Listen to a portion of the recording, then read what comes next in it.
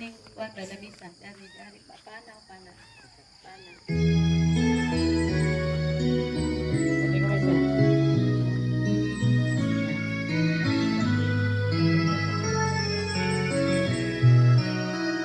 Adjust lang.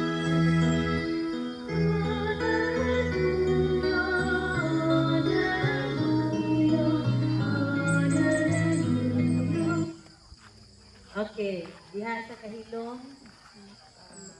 samtang nagunit mo sa kandila, mao nga na ang kahayag ni Kristo na magsiga diha sa inyong hangtod sa tag sa kakasing-kasing, magsiga diha sa tibok inyong kinabuhi.